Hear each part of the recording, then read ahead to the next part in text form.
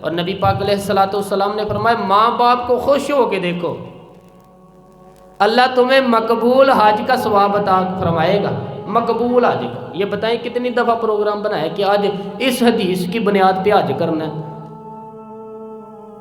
یہ باتیں تقریروں کے لیے، یہ کانوں کی لذت ہے بس۔ یہ اس رسول کا فرمان ہے کہ جس محبوب کی زبان سے جو نکلتا ہے میرے رب کے حکم سے نکلتا ہے۔ فرمایا خوش ہو کے ماں باپ کا چہرہ دیکھنا مقبول ہے۔ تو بتا کب تو وضو کر کے بیٹھا تھا کہ آج میں نے صرف ماں باپ کا چہرہ ہی دیکھنا ہے؟ کیا یہ فرمان ہم نے 20ویں دفعہ سنا نہیں؟ کب عمل کرنا ہے؟ سنا نہیں؟ اور قربان جاؤں محبوب تیری شان پہ، یہ نہیں فرمایا کہ چہرہ دیکھنا، فرمایا ذرا خوش ہو کے دیکھنا ہے، ذرا ذوق سے دیکھنا ہے، شوق سے دیکھنا ہے۔ یہ والا حج کرنے کا کب پروگرام بنایا ہے؟ ذرا آسان نیکی تھی اس لیے چھوڑ دیا، یعنی 4.5 لاکھ روپیہ جمع کراؤ گے، پھر وہاں جاؤ گے، پھر کوئی مشقتیں کرو گے، لیکن اس وقت لوگ گلے میں ہاتھ ڈالیں گے نا، حاجی صاحب بھی کہیں گے۔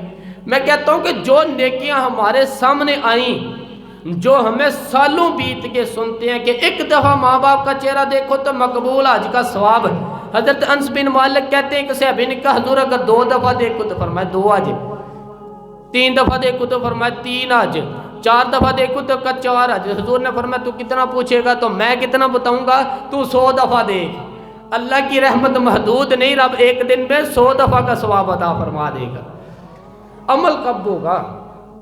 چاہیے نا کہ بندہ نماز پڑھ کے جائے تو صرف اماں کے سامنے بیٹھ جائے، وضو کر کے جائے تو صرف والد کے سامنے بیٹھ جائے، اور وہ کہا بیٹے کیا بات ہے، خوش پڑے تو کہا اماں بس حج کرنے کا پروگرام بن گیا تھا۔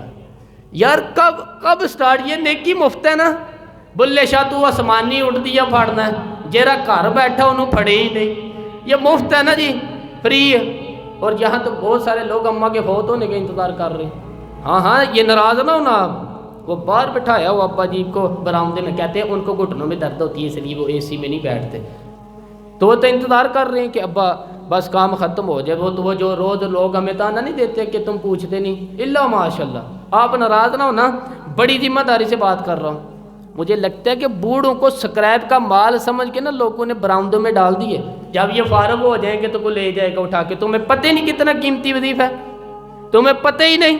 یعنی ایک بندہ سامنے بٹھا کے صرف زیارت ہی کرتا رہے، اور اللہ کے حبیب نے فرمایا حج نہیں مقبول حج، یعنی قبولیت والا حج اللہ تجھے عطا کرے گا۔ لیکن یہاں تو صرف سلسلہ بڑا عجیب ہے، یہاں تو معیار ہی بڑا عجیب، یہاں تو اماں کی باتیں بری لگتی ہیں، ابا کے جملے سخت لگتے ہیں، یہاں تو لگتا ہے کہ وہ بڑے بھائی کی طرف ہو کہ میرے ساتھ ظلم کر۔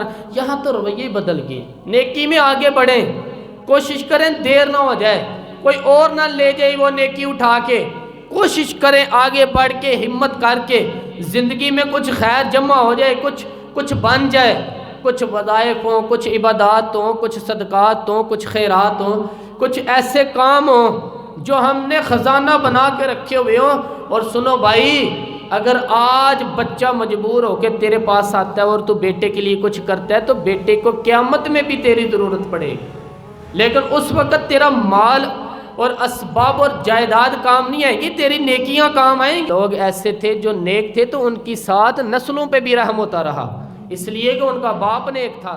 تقوی کا قیامت میں بھی فائدہ ہوگا۔ پیارے دوستو، ویڈیو اچھی لگی ہو تو اس کو لائک اور شیئر کریں، اور اس چینل کو سبسکرائب کریں۔ شکریہ۔